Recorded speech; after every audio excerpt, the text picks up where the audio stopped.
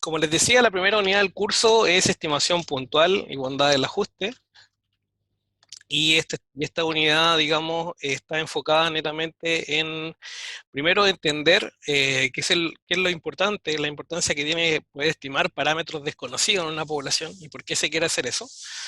Y la bondad del ajuste básicamente hace referencia a cómo yo puedo, de alguna forma, representar adecuadamente un conjunto de datos a través de una distribución de probabilidad. En síntesis, ¿cómo yo puedo comprobar, por ejemplo, que un cierto conjunto de datos sigue una distribución normal? ¿Cómo puedo comprobar que un determinado conjunto de datos sigue una distribución exponencial, etcétera? Eso es un poco lo que vamos a ver en bondad de ajuste y en estimación puntual. La idea básicamente es, no sé, si yo sé que los datos, por ejemplo, siguen una distribución normal, pero no sé cuánto es la media y cuánto es la desviación estándar, bueno, la pregunta es cómo podemos estimar esos valores a partir de muestras, ¿no? Eso es lo importante, es importante que entiendan que el curso se basa en estimación, perdón, en estadística inferencial, por así decirlo. En el fondo lo que nosotros buscamos es inferir cuáles son los valores de la población a partir de muestras que obtenemos, ¿no? Muestras aleatorias, ese es como los conceptos principales. Entonces, recordando un poco los resultados de aprendizaje, algo vimos en la presentación del curso el día de ayer. El primer resultado de aprendizaje de esta unidad en particular es obtener estimadores, ¿no es cierto?, de los parámetros que definen distribuciones estadísticas, analizar una distribución basada en la estimación de sus parámetros y detectar desviaciones entre muestras y poblaciones. Eso básicamente son los resultados de aprendizaje de esta unidad. Entonces, en esta unidad, ¿qué veremos? Primero vamos a hacer algún repaso breve de algo que deberían de alguna forma haber visto en el curso anterior de estadística, que tiene que ver con análisis o estadística descriptiva y gráficos de resumen que permiten entender un poco las muestras, los datos que tenemos. Después de ello tenemos estimación puntual. Básicamente vamos a ver cuáles son las propiedades que tienen los estimadores, por qué es preferible elegir uno a otro, por ejemplo, y qué métodos existen para desarrollar yo una fórmula de un estimador, ¿no? Una cosa son las propiedades y otra cosa es cómo yo desarrollo una fórmula para encontrar esos estimadores, ¿no? En particular el método de los momentos y de máxima verosimilitud. Y luego vamos a ver la prueba de bondad-ajuste. Las pruebas de bondad-ajuste, como les comentaba anteriormente, tienen que ver con cómo yo demuestro que un conjunto de datos sigue una distribución de probabilidad. Y vamos a ver los gráficos probability, o PP, ¿no es cierto? Y QQ, que es cuantil, o percentil, si lo quieren ver así. Los PP y los QQplot, digamos que son gráficos que te permiten de alguna forma comparar los datos, tus datos, o sea, la parte empírica que se llama, con la parte teórica, ¿no? Y ver si efectivamente hay una relación o no entre ellos, para poder juzgar si es que efectivamente los datos siguen esa distribución. Y también vamos a ver pruebas de hipótesis asociadas a este tema, que se llaman pruebas de bondad-ajuste, y en particular vamos a ver la prueba de Chi-cuadrado, la Kolmogorov-Smirnov y la Anderson-Darling. Bien, entonces, algunos conceptos principales que es necesario recordar. ¿Qué es una población? Una población entonces es la totalidad de observaciones en las cuales nosotros tenemos un cierto interés porque hay un estudio asociado, ¿no es cierto?, que nos interesa medir, entonces así se define una población.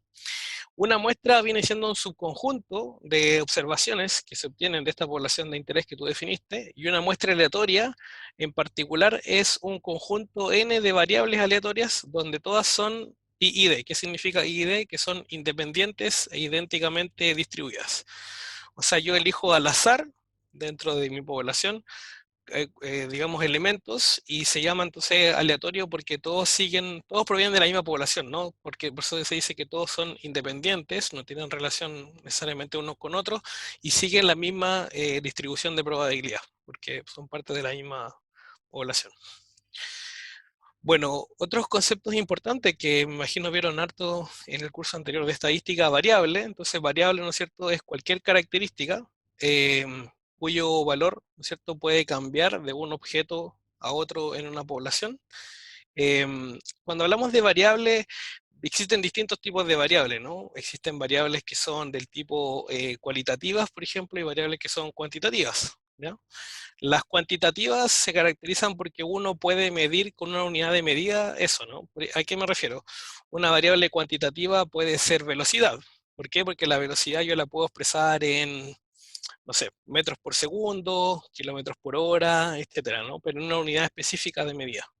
En cambio, una variable cualitativa no se caracteriza por tener una unidad de medida. ¿A qué me refiero? Una variable cualitativa puede ser el color que tenga un automóvil, ¿no es cierto? Pero también puede ser una variable cualitativa una escala de medida en una encuesta. Me imagino que varios de ustedes alguna vez han medido, han respondido encuestas y esas encuestas tipo desde muy satisfactorio a muy insatisfactorio, ¿no? O viceversa, desde muy desacuerdo hasta muy de acuerdo, ¿sí? Esa escala, que generalmente tiene 5 medidas, se llama escala Likert. Con esa escala, si yo tomo esas variables, que es lo que estoy viendo en la respuesta, esa respuesta es cualitativa, porque no tiene unidad de medida, ¿cierto? Pero además, dentro de las cualitativas se destacan o se diferencian las ordinales de las nominales.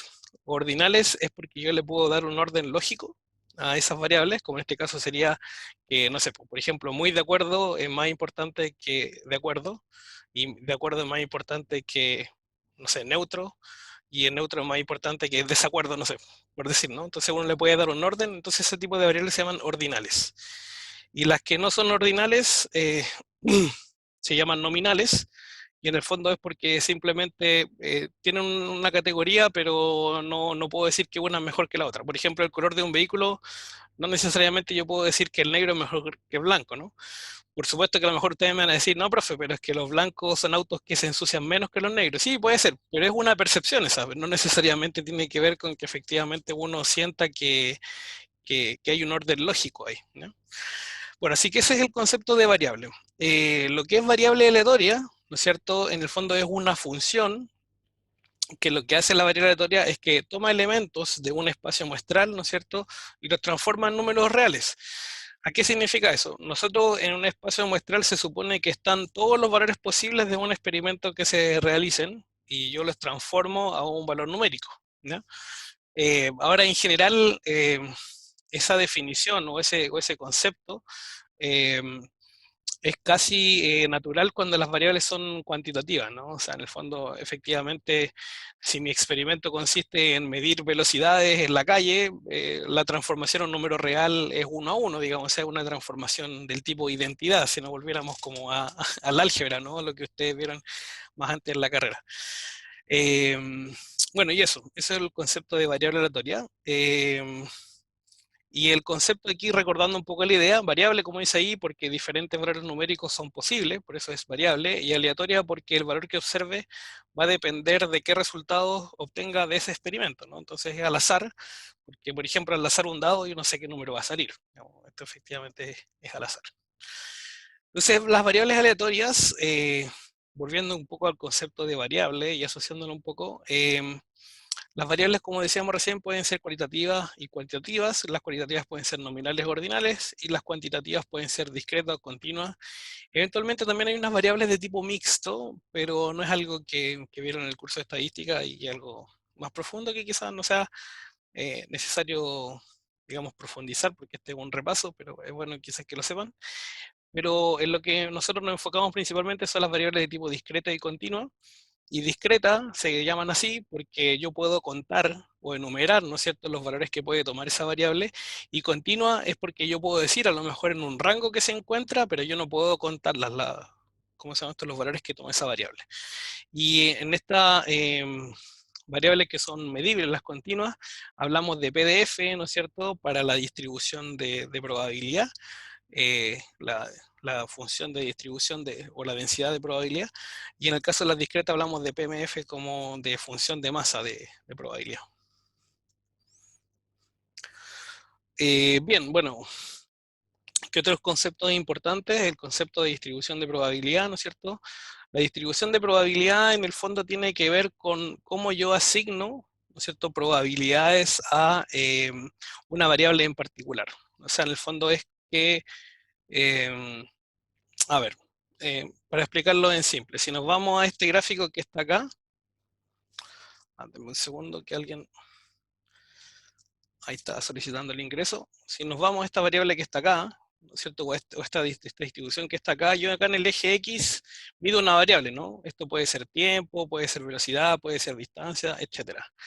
Pero lo que represento acá arriba, ¿no es cierto? Arriba de él o hacia la curva, esto que está acá, lo que representa es una especie de pseudo probabilidad, pero en realidad en el caso continuo, para que sea probabilidad, uno lo que mide son rangos, ¿no?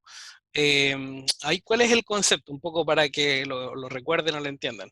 Que la probabilidad, por ejemplo, de que la velocidad, que yo salgo a la calle y mido la velocidad de un vehículo, sea exactamente, no sé, 60 kilómetros por hora, pero 60 exacto, preciso, con mi instrumento, es muy poco probable porque estoy dando un valor muy, muy específico dentro de un rango de valores muy amplio, ¿no? Donde la velocidad podría ir desde, no sé, 10 kilómetros por hora, por decir algo, hasta 80, no sé, pero un rango muy, muy variable, una cantidad infinita de números entre medios, por lo tanto la probabilidad de un punto es despreciable, y por eso que en el caso continuo uno se basa más bien en lo que son áreas bajo la curva, ¿no? Por eso uno, área, por ejemplo, calcula toda la probabilidad que hay bajo esa curva, y uno dice la probabilidad entre A y B, se calcula como, ¿no es cierto?, el área bajo la curva de la distribución de probabilidad, eh, y ese es el concepto. En el caso, como decíamos recién, continuo. En el caso discreto sí es mucho más interpretable, porque en el caso discreto, ¿qué características teníamos? Que los valores eran contables. Y como son contables, sí es mucho más fácil asignarle una probabilidad específica a cada uno de esos valores. O sea, por ejemplo, no sé, aquí estará el 0, ¿no es cierto? Acá estará el 1, y efectivamente la probabilidad de que valga 1 es esa altura. Y la probabilidad de que valga 2 es esa altura, ¿cierto? Y así, etcétera. Y si yo sumo todas estas probabilidades, esta debe sumar efectivamente 1. Ese es el caso. Y en el caso continuo, la diferencia era que el área bajo la curva, ¿no es cierto? Si yo integro toda esta función de densidad bajo la curva, esto me tiene que dar 1. Bien, ¿qué otros conceptos importantes? El concepto de grado de libertad, ¿no? El concepto de grado de libertad es, como dice ahí, en general, el número de grado de libertad es igual al número de observaciones menos uno en cuanto a las limitaciones necesarias. Bueno, este concepto de grado de libertad me imagino que lo vieron al final del capítulo, o sea, del curso anterior de estadística, cuando vieron un poco intervalos de confianza y vieron también pruebas de hipótesis. Y los grados de libertad estaban asociados a algunas distribuciones de probabilidad específica, ¿no? Me imagino que vieron la T-Student, no sé si vieron la F de Fisher, la Chi cuadrado. ¿Vieron esas distribuciones?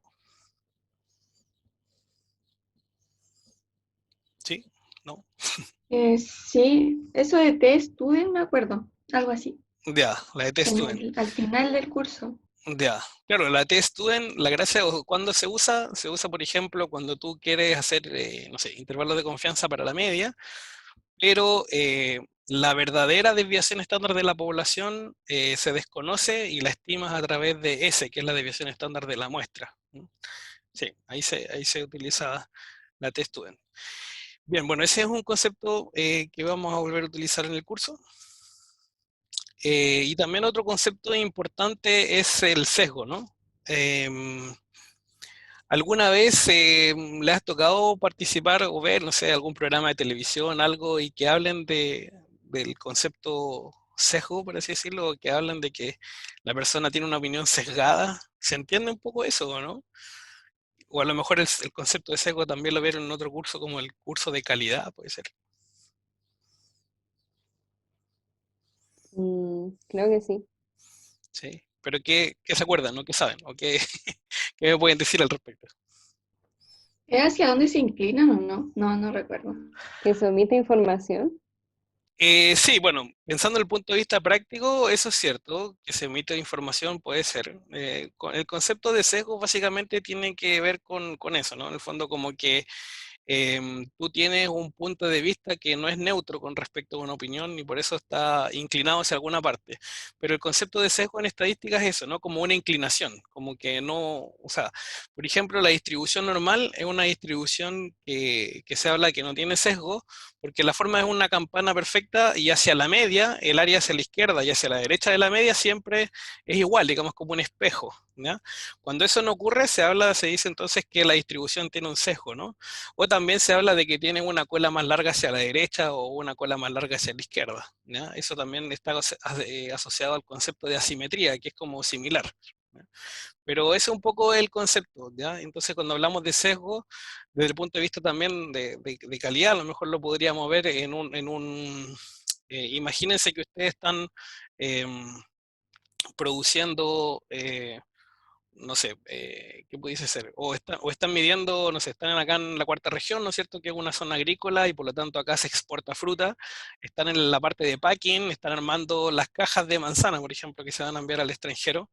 Y las cajas de manzana se pesan en una báscula, o se pesan en una pesa, si lo quieren llamar así, ¿no es cierto? Y las cajas tienen que pesar un determinado peso para que sean aceptadas en el extranjero. Bueno, si esa pesa está mal calibrada, vamos a hablar efectivamente de que esa partida de manzanas que se fue o cajas van a tener un sesgo en cuanto a su peso, porque si está mal calibrada esa báscula o pesa, va a marcar más peso del que corresponde, ¿no? Entonces ahí está el concepto de sesgo y en ese caso podríamos hablar efectivamente de que es como un error que se comete sistemáticamente y no queremos, y queremos controlarlo, ¿sí? Entonces efectivamente el sesgo es algo importante tener en consideración, sobre todo como les decía en aspectos de calidad es algo que se busca eliminar a de lugar. Bien, ¿qué más? Bueno, tenemos acá el valor esperado, ¿no es cierto?, de una variable aleatoria. Este también es un concepto importante. El concepto de valor esperado, si lo quieren recordar de alguna forma, es el siguiente. Veamos un ejemplo sencillo. Supongamos que tenemos una variable aleatoria que es discreta y que lo que mide, por ejemplo, es la cantidad de neumáticos desinflados con lo que llegan vehículos a un taller mecánico. Sí, un ejemplo muy simple, quizás burdo, pero para que se entienda, ¿no? Entonces, si yo empiezo a tomar datos, ¿no es cierto? Voy a hacer, no sé, primero, el primer auto entró y tenía un neumático desinflado, el segundo entró y tenía 0 neumáticos desinflados, el tercero entró y tenía los 4 desinflados, y así sucesivamente, ¿no? Bueno, si ese experimento yo lo repito mucho a largo plazo, uno esperaría que el promedio de esos valores se acercara al valor esperado. Ese es el concepto. O sea, el concepto de valor esperado es una medida de largo plazo. En el fondo, cuando yo repito muchas veces los experimentos para esta variable aleatoria que tiene esa distribución de probabilidad, es a donde yo esperaría que se acercara ese valor, ¿ya? Ahora, si el caso es discreto, en ningún momento piensen que necesariamente esa fórmula les va a dar un número cerrado, ¿sí? O sea, el valor esperado a lo mejor del neumático desinflado no tiene por qué ser 3 o 4, o sea, o 3 o 2, no sé. Ahí puede ser perfectamente 2,3, 2,5, etcétera, y va a depender obviamente de cuál es la probabilidad de ocurrencia de cada uno de esos casos, ¿ya? Así que ese es el concepto de valor esperado, y en el caso discreto se calcula a través justamente como un promedio ponderado entre los valores de las variables x, ¿no es cierto?, y las probabilidades de ocurrencia, y en el caso continuo es en el fondo la integral de x por f de x que representa lo mismo, pero en el caso continuo, ¿no? Bueno, esto va desde menos infinito hasta más infinito, pero obviamente depende de cuál sea el rango de la variable aleatoria, ¿ya? En general las variables aleatorias son positivas, así que esa integral debería ser como de 0 a infinito en la mayoría de los casos, ¿ya? Aunque hay otros casos que pueden ser más específicos como la uniforme, ¿no? Que la uniforme se mueve entre A y B, entonces la integral ahí es entre A y B. Bueno, así se calculan los valores esperados, ¿ya? Y ese es el concepto que deben conocer. Y el otro concepto importante es la varianza de una variable aleatoria, ¿ya? Y la varianza, acuérdense que es una medida de dispersión, o sea, en el fondo lo que queremos medir con varianza es qué tanto se alejan mis datos con respecto al promedio. Ese es como el tipo de pregunta que queremos resolver. Y si ustedes se dan cuenta en esa fórmula, ustedes pueden ver que tienen datos aquí, los X. Yo estoy contrastando o viendo la diferencia, la distancia con respecto a el valor esperado, que en el fondo es su media. Y yo quiero ver esas distancias, y bueno, los leo al cuadrado en el fondo para que no se anulen, porque efectivamente si uno suma todas las diferencias de los datos con su promedio, al final todo eso suma 0, porque el promedio justamente es como el centro de masa, y eso se multiplica por la probabilidad. Entonces, ese es el concepto de varianza, y en el caso discreto se calcula así, ¿no es cierto? Y en el caso bueno, en el caso continuo sería una integral en el fondo, pero también de la misma forma. Y la dispersión en el fondo se calcula como la desviación estándar, y la desviación estándar no es más que la raíz cuadrada de la varianza, ¿no? En el fondo sería eso. Cosas importantes de recordar de la varianza o la diferencia entre varianza y la desviación estándar es que la varianza se mide en unidades al cuadrado. O sea, por ejemplo, si lo que estoy midiendo en mi variable aleatoria es número de neumáticos, la varianza me va a dar, no sé, 4,8 neumáticos cuadrados. Así debería ser la medición. Pero si yo quiero tener una medición de neumáticos solamente, tendría que sacar la raíz cuadrada de eso, ¿sí? Entonces la raíz cuadrada de eso me va a entregar una indicación de cuánto es la desviación estándar. Y la desviación estándar en general es algo que se espera que sea cercano, o sea, que sea pequeño, ¿no? Que no sea muy grande. Eso también es algo que se pide. Bien, propiedades entonces del valor esperado y de la varianza, ¿ya? Entonces, por ejemplo, si tenemos X e Y que son variables aleatorias, entonces, ¿no es cierto? Y A y B son constantes. Primero, el valor esperado de una constante es constante. Después tenemos el valor esperado, ¿no es cierto?, de una constante por una variable aleatoria es la constante multiplicada por el valor esperado de la variable aleatoria. Si yo a una variable aleatoria le sumo una constante y le calculo su valor esperado, es simplemente el valor esperado más la constante. Después, sí, hijo. Después, el último punto dice el valor esperado de A más BX, ¿cierto? Entonces sería la constante más B veces el valor esperado de la variable, ¿ya? Esa es un poco la idea de lo que tenemos como resumen de reglas de valor esperado. En cuanto a la varianza de una constante es cero. Como es constante, ¿no es cierto? Por lógica no tiene variabilidad. Luego, si tengo la varianza de una constante por la variable, es al cuadrado por la varianza. Y luego si tengo, aquí un poco se complica el tema porque tiene que ver con la suma o la resta de dos variables aleatorias, ¿sí? Entonces cuando yo tengo la suma o la resta, entra a importar la covarianza, ¿ya? Y entonces eso es importante porque tiene que ver con la independencia en el fondo. No sé si recuerdan un poco ese concepto de dos variables que pueden ser independientes o no, o covarianza. ¿Recuerdan eso? ¿No? ¿Más o menos? Sí, No mucho. profe, algo. Ya, pero ¿qué significa? Por ejemplo, ¿qué pasa si dos variables son independientes? La varianza de una suma, ¿qué pasa con ella? Es la Ah, suma de pero las varianzas, ¿no? eran como, sí me acuerdo que lo vimos. Ya, bueno, ese tipo de propiedades es importante y las vamos a utilizar, digamos, en esta parte, así que es importante que se recuerden. Pero si las variables x e y son independientes, la varianza de la suma de ellas es simplemente la suma de las varianzas, y esto de la covarianza en el fondo vale cero, no es relevante. La covarianza también entre dos variables, no sé si recuerdan, pero se puede escribir la covarianza de x con y como en el fondo la correlación multiplicada por las desviaciones estándar, ¿ya? Con la correlación de x con y, hijo, estoy en una clase, estoy explicando algo, sí, estoy en este rato escribiendo porque estoy explicando a los chiquillos acá una materia. Entonces sigma, o sea, perdón, rho, que sería la covarianza, por sigma x por sigma y.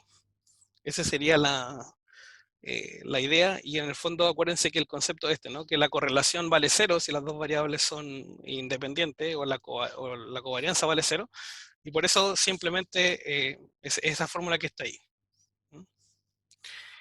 Bien, también esta fórmula que está acá es importante recordarla, porque tiene relación con cómo yo calculo o cómo relaciono la varianza con el valor esperado. Así que, bueno, básicamente aquí lo que dice, en el fondo, tendría que partir un poco con la definición, ¿no? Pero bueno, es una demostración matemática que la tienen que haber visto en el curso anterior, aquí no es el foco de eso, así que, pero sí le podría decir que la varianza siempre es el valor esperado de la variable al cuadrado menos la media al cuadrado. Bien, entonces, como les decía, bueno, este es un poco de resúmenes de lo que es fórmulas de varianza y valor esperado. Lo que aquí tenemos a continuación es el tema de cómo se presentan los datos, ¿no? Un tema más de análisis descriptivo, de estadística. En particular, en este gráfico que estamos viendo, tenemos de alguna forma variables que son del tipo cualitativas que hablábamos, ¿no? Por ejemplo, tenemos 15 sujetos, personas, observaciones, como le quieran llamar, y lo que se está midiendo es el estado civil, luego la edad, ¿no es cierto? Y luego el género, vale decir si es femenino, masculino, hombre o mujer. Y básicamente lo que podemos ver a la derecha es un gráfico donde se muestra, ¿no es cierto?, por ejemplo, un gráfico de barras, donde se muestra claramente la cantidad de personas que están casadas en esta muestra o que están felizmente divorciados, como bien dicen, o solteros o viudos, ¿ya? Entonces, eso es lo que se mide acá a la derecha y que se ve en esta parte. Y luego tenemos un gráfico circular, que lo que muestra o representa es la misma información, ¿no es cierto? Pero de alguna forma esa información está mostrada en lo que se llama un pictograma o gráfico circular, donde lo que hace mostrar es efectivamente... espérenme un segundo. Ok. Bien. Bueno, básicamente lo que teníamos ahí era un pictograma que mostraba los porcentajes de cada una de las personas que estaban, ¿cómo se llama esto? Que representaban cada una de esas categorías, ¿no? Bueno, lo que tenemos ahora es un diagrama de caja o cajón con bigotes, ¿cierto? Y ese diagrama de cajas es, ¿qué es lo que permite mostrar? Es súper útil porque permite mostrar simultáneamente eh, lo que es dispersión y lo que es localización simultáneamente, ¿ya? Esa es la característica que tenía.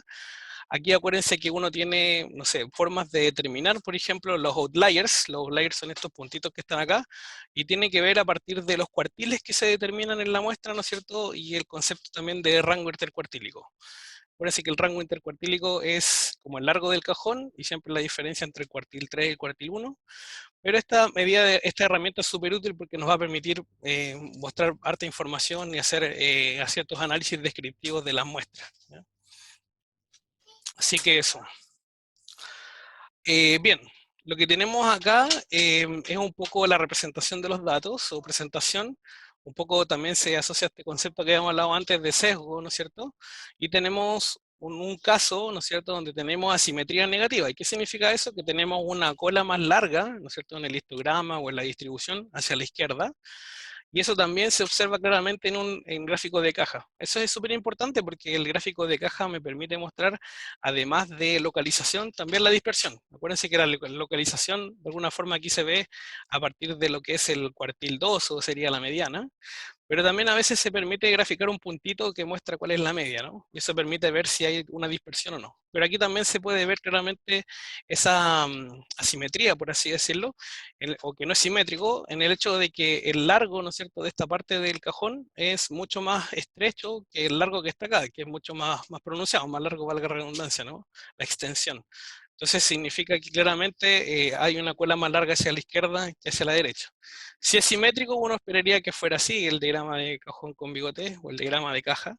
Y si tiene una simetría positiva, una cola más larga hacia la derecha, uno esperaría que tuviera esa forma como la que está acá. O sea, en el fondo es como el inverso de lo que teníamos en esta parte, ¿ya? Entonces el concepto de sesgo nuevamente es el grado de asimetría o el grado de la falta de simetría, si lo quieres ver así, en una distribución. Vale decir, el sesgo yo lo que permito es medir o cuantificar qué tan lejos me estoy moviendo hacia un lado o hacia el otro. Bien, y lo que tenemos acá es representación de los datos. Bien, en este caso es un diagrama de dispersión. Los diagramas de dispersión, para recordar, en el fondo lo que se miden es, uno trata de representar dos variables, una variable en el eje X y una variable en el eje Y, y lo que intentamos mostrar es cómo ellas se asocian, ¿no? Por ejemplo, si a medida que la variable X va aumentando, la variable Y también va aumentando, o a medida que la variable X va aumentando, la variable Y va disminuyendo, en fin. Esa es un poco la lógica. Acá tenemos un ejemplo de índice de masa colesterol, perdón, índice de masa corporal, quise decir, el IMC, en varias personas, ¿no es cierto? Y al mismo tiempo a esas personas se les midió el colesterol LDL, ¿no? El que le llaman el malo. Bueno, y lo que se intentó ver es efectivamente las personas que tenían un índice de masa corporal, que en general podríamos decir que tienen más sobrepeso, qué sé yo, tenían también un colesterol más alto, ¿ya? Y acá hay una asociación, pero tampoco es tan clara, ¿no? Por ejemplo, la pendiente no es tan pronunciada y acá hay un poco un desorden, ¿no? Si uno une esos puntos, esto no nos da una recta directamente, ¿no es cierto? Sino que nos da cualquier cosa, otra cosa. Entonces, eso es más o menos lo que queríamos recordar de estadística del curso anterior, como repaso para poder entrar en materia. Ah, y esto es algo que nos faltó también comentar, que están los diagramas de series de tiempo.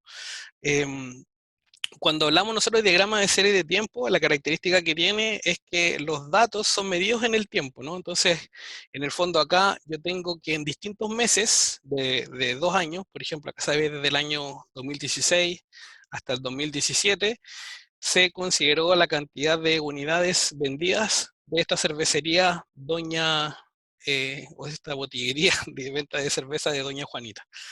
Entonces lo que intentamos representar en este diagrama es cómo es el comportamiento de las ventas en el tiempo. ¿Sí? Eso es un poco, o sea, lo que se quiere observar siempre en un diagrama de serie de tiempo es cómo es el comportamiento de una variable en el tiempo. Y por ejemplo, acá uno puede ver tendencias, ¿no? Como que aquí, por ejemplo, las ventas fueron a la baja, aquí fueron al alza y así, ¿no? A la baja, etcétera. Em, Bien, no sé si hay alguna duda de la parte de repaso de lo que es, ¿cómo se llama esto? Como los fundamentos, por así decirlo, de estadística. Algo que no recuerden, o que yo lo expliqué muy rápido recién, o lo expliqué medio mal porque estaba con mi hijo acá tratando de que no me molestara mucho. Eh, no sé si tienen alguna duda. No, No, profe, hasta el profe. momento bien. Ya, perfecto. Bueno, ahora sí empezamos con la materia del curso, que sería estimación puntual, ¿no es cierto? Y bandada de ajuste, pero vamos a partir con estimación puntual. Entonces, ¿cuál es el problema? Bueno, básicamente es que nosotros, por ejemplo, necesitamos efectuar un análisis sobre algún aspecto de la población, pero se desconocen los parámetros y efectuar un censo es muy costoso, ¿sí? ¿A qué nos referimos? Pongamos algo práctico. Imagínense que el Ministerio de Salud considera que el, la cantidad, o sea, el nivel de fumadores en Chile es grave, digamos, y eso genera un problema para la salud de los chilenos. Pero para poder saber eso, para saber la cantidad de chilenos que realmente fuma, tendría que preguntar a todos los chilenos, ¿no? O sea, en el fondo tendríamos que preguntar a los 17 millones. Por eso que ahí se habla de que un censo es muy costoso. Entonces la pregunta es, ¿cómo yo puedo obtener, no es cierto? Por ejemplo, no sé, ¿cuál es la probabilidad o cuál es el porcentaje de personas en cada casa que fuma? Si yo quisiera estimar algo así, con un censo sería muy costoso y por lo tanto ahí la importancia de tomar muestras y muestras que sean aleatorias, ¿no? Que en el fondo sean al azar y que representen a toda la población. Eso es lo más importante, que cada elemento de la población tenga la misma probabilidad de ser escogido, ¿ya? Eso es difícil de repente de demostrar, pero es lo que se intenta hacer y ahí está el concepto de muestras aleatorias. Entonces, eso es básicamente lo que vamos a ver, entender entonces de que nosotros a través de muestras estimamos, intentamos estimar el comportamiento de la población completo, ¿no? Entonces, bueno, ahí viene esa pregunta, ¿no? ¿Qué es un parámetro? Entonces, un parámetro es algo específico que identifica a esa población. Generalmente los parámetros más utilizados, por ejemplo, la distribución normal y que se usan bastante, ¿no? Es cuánto es la media y cuánto es la desviación estándar, ¿no? Cuánto es mu y cuánto es sigma. Entonces, mu y sigma son parámetros que permiten caracterizar el comportamiento de una distribución de probabilidad, ¿no? En este caso la normal. Así que ese es el concepto y lo que buscamos a través de estimación puntual es estimar a través de muestras cuál es el verdadero valor de esos parámetros. Entonces la inferencia estadística, que ya le he comentado un poco al respecto, es una técnica mediante la cual inferimos que lo calculado a partir de una muestra se representa a nivel de población. O sea, efectivamente podemos concluir que el comportamiento que tiene la población a través de muestras que yo obtenga y que me permitan ser representativas de la población que estoy estudiando. Entonces tenemos tres, digamos, patitas, por así decirlo, relacionadas a este tema de inferencia estadística que son bien importantes, y esos temas son la estimación puntual, los intervalos de confianza y las pruebas de hipótesis, ¿ya? La estimación puntual es básicamente lo que vamos a ver ahora en este curso, que vendría siendo la novedad. Intervalo de confianza vamos a retomar un poco en este curso y en particular también en esta unidad. pero es algo que ya vieron, ¿no es cierto?, del curso anterior en estadística. Y pruebas de hipótesis, también es algo que ya vieron en estadística, pero aquí lo vamos a volver a retomar. Pero el foco principal en esta unidad va a ser lo que es estimación puntual, ¿ya? Y la estimación puntual, como les decía, lo que queríamos es, eh, bueno, el nombre lo dice, ¿no? Cuando hablamos de estimación puntual es como la estimación de un punto. ¿Y qué significa eso? Que yo voy a dar un valor específico para un parámetro desconocido. Ese es el concepto. En cambio, cuando hablamos de estimación por intervalos o los intervalos de confianza que ustedes vieron en la asignatura anterior, en el curso anterior, es porque yo no voy a entregar un único valor, sino que voy a decir, mira, con tal probabilidad yo te aseguro de que este parámetro se mueve entre estos valores, ¿sí? Por ejemplo, con un 95% de confianza, un 99% de confianza, etc. En cambio acá no entregamos un intervalo, sino que un valor específico, ¿ya?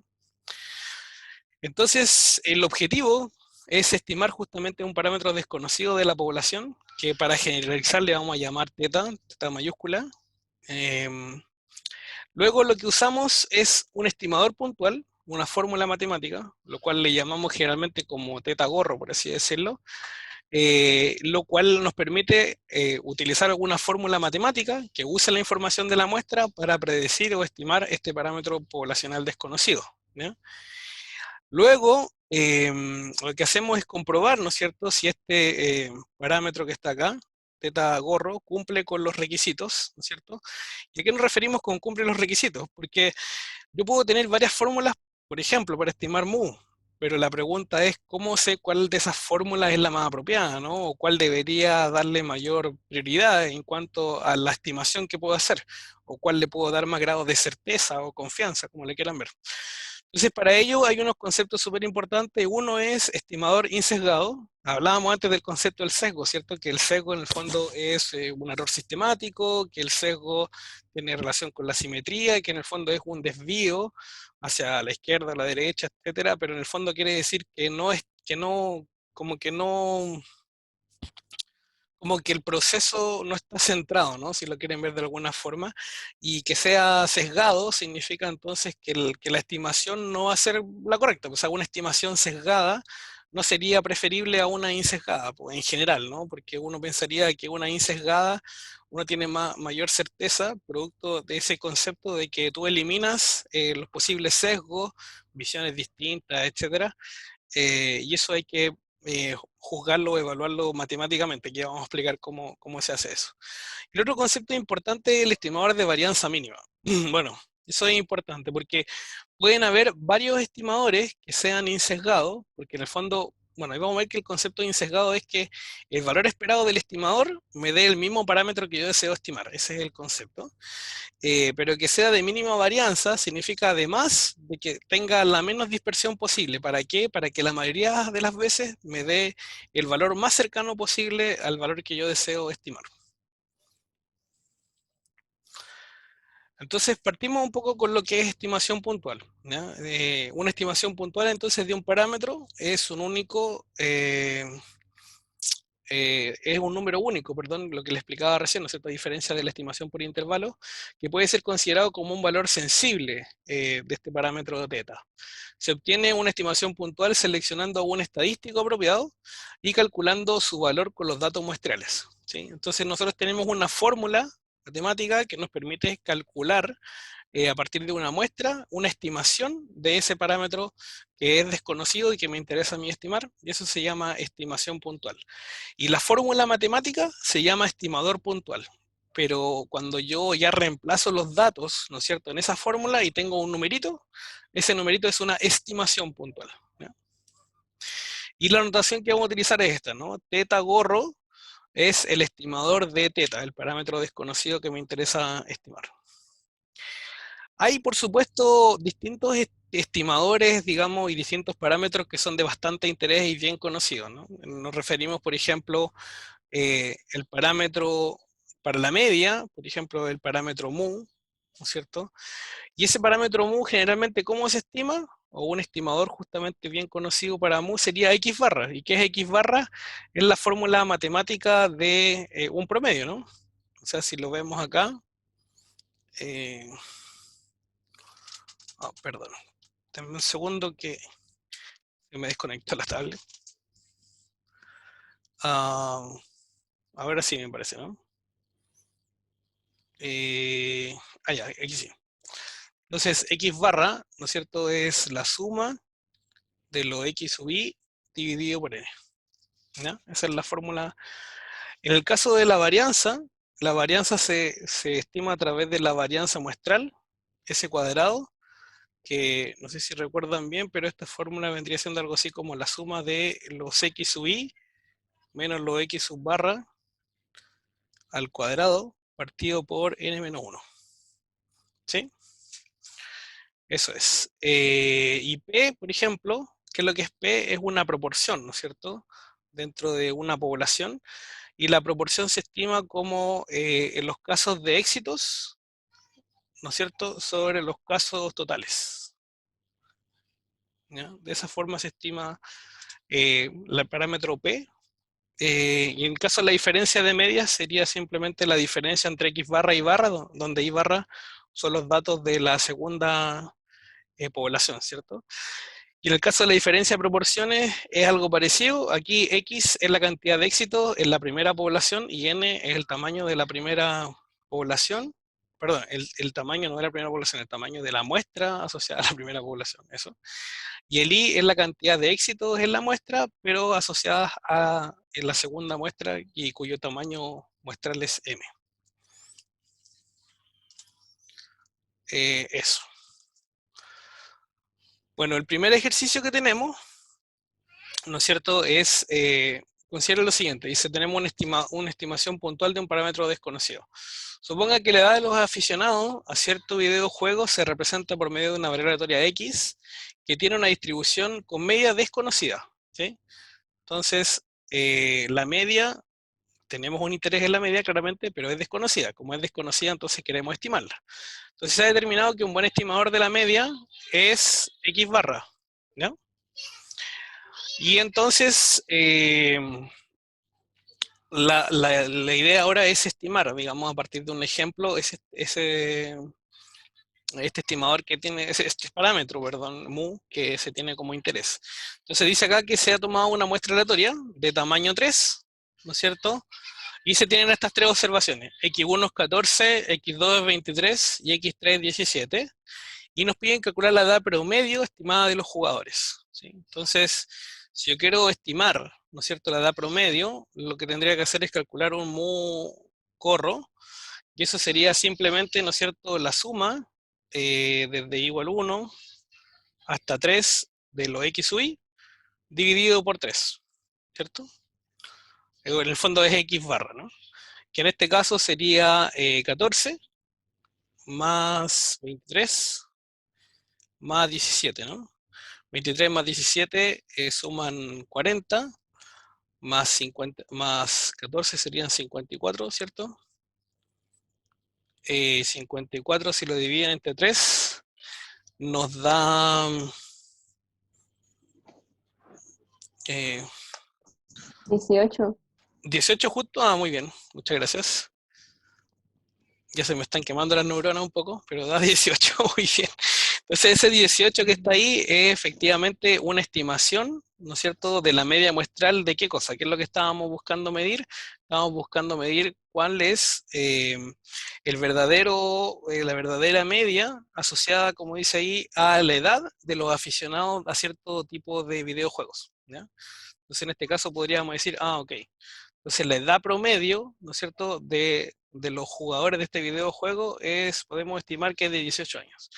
Obviamente podríamos decir que quizás esto no es la estimación más fiable porque solamente es una muestra de tamaño 3, muy pequeña, pero habría que ver también cuántos son los jugadores que están afiliados en este momento al videojuego, ¿no? O sea, bueno, uno de repente hoy en día piensa que esto debe ser mucho más grande por el tema de la conectividad, ¿no es cierto? Y que los jugadores pueden estar en todo el mundo, pero al menos esa es una estimación inicial, de que más o menos 18 años es la edad promedio de los jugadores aficionados a este videojuego. ¿Mm?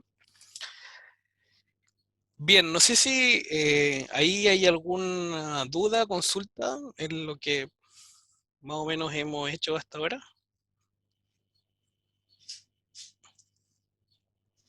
No, profe, ninguna. Ya, perfecto. Ahí está, decía el resultado 18 años. Bueno, este es un ejercicio para que ustedes practiquen. Acuérdense que las clases, digamos, tienen horas de dedicación directa y horas de dedicación indirecta. Bueno, dentro de la dedicación indirecta, la idea es que practiquen un poco y este ejemplo que está ahí cumple ese propósito, ¿no? Que puedan calcularlo. Bueno, y si tienen algún problema o alguna duda, me la pueden hacer después en el horario de consulta o en la siguiente clase. No hay ningún problema, o me mandan un mail como gusten, pero es un ejemplo bastante sencillo que está ahí disponible en las diapositivas. Bueno, vamos a ver un poco el concepto, porque todavía nos queda un poco de tiempo, ¿cierto? Sí, nos quedan 10 minutos. El concepto de estimador insesgado. ¿Ya? Acá sí viene en la definición ya formal. Primero definimos qué es lo que es sesgo, ¿no? Entonces sesgo se define como el valor esperado del estimador menos el parámetro que yo deseo estimar. Y por lo tanto, si yo quiero que el sesgo sea 0, ¿no es cierto? Si yo voy acá y quisiera que esto valga 0, necesariamente para que valga 0 tiene que pasar que el valor esperado del estimador, ¿no es cierto? Tiene que ser el parámetro que yo deseo estimar, no queda de otra, ¿sí? Entonces, como conclusión, uno puede llegar a ese hecho de decir que para que un estimador sea insesgado, necesariamente su valor esperado, ¿no es cierto?, tiene que ser igual al parámetro que yo deseo estimar. Ese es el concepto. Como ejemplo, ¿no es cierto?, se nos pide, dice, supongamos que tenemos x, una variable aleatoria con una media mu y varianza sigma cuadrado, donde x1, x2 hasta xn representa una muestra aleatoria de tamaño n de esa población, y sigue esta distribución x. Dice, demuestre que mu gorro es x barra y que es un estimador insesgado de mu. Bueno, si nos piden demostrar que es un estimador insesgado, ¿cierto?, lo que deberíamos hacer acá nosotros es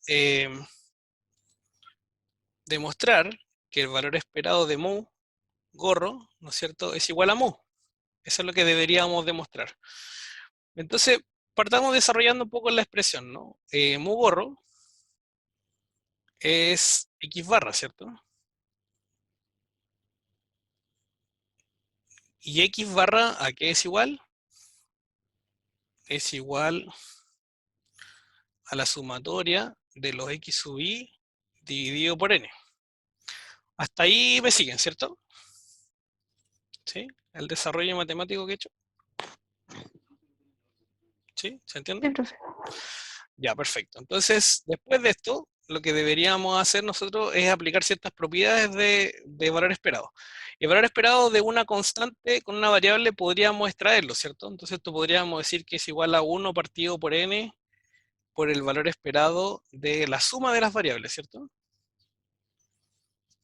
¿Sí? Es válido eso, ¿no? Las constantes de las varianzas son al cuadrado, ¿no? Pero las constantes en un valor esperado salen así, tal cual. Luego de esto, ¿no es cierto?, lo que podríamos decir es que la suma de los x sub i es lo mismo que decir x1 más x2 más x3 hasta xn, ¿no es cierto? Pero sabemos también que el valor esperado de una suma de variables es la suma de los valores esperados. Entonces, por propiedad, podríamos decir que esto es lo mismo que decir 1 partido por n por la sumatoria, ¿no es cierto?, de los valores esperados de los x sub i. ¿Sí? Pero, ¿cuál es el valor esperado de cada x sub i? Bueno, cada x sub i pertenece a esta población, ¿no es cierto?, que es la población x, por así decirlo, que está caracterizada por esa variable y que tiene media mu, ¿sí? ¿Y qué es la media? Por definición, la media, ¿no es cierto?, es el valor esperado de esta variable, ¿sí? Por lo tanto, el valor esperado de cada variable x sub i, ¿cuánto debería ser? Mu, ¿cierto? ¿Se entiende eso? Me perdí. ¿Qué se perdió? Cuénteme. Ahí abajo. En el 1 partido de n. Ah, bueno, aquí lo Ah, que estaba haciendo es desarrollando la fórmula que tenemos acá. Acuérdense que estábamos en esta expresión, ¿no? Estábamos concluyendo de que el valor esperado de mu gorro es igual a esto que está acá. Habíamos llegado hasta esa definición.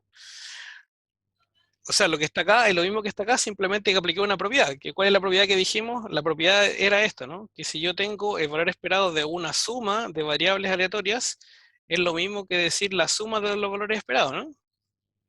Esa es una propiedad que de hecho recién acabamos de repasar. Sí, ¿Sí? ya. Entonces, eso es lo que apliqué acá. ¿Ya? Ahora lo que yo estoy preguntándole a usted es cuál es el valor esperado de los X sub I. Como los X sub I son I y D, o pertenecen a una muestra aleatoria, ¿cierto?, de esta población que tiene esta media, entonces uno podría decir que efectivamente el valor esperado de cada uno de esos valores es el mismo, y es el valor esperado de su población, pues, y el valor esperado de X es mu. Entonces esto es lo mismo que decir 1 dividido por n por la sumatoria de mu, ¿correcto? ¿Sí? ¿No? ¿Magia? ¿Se entiende?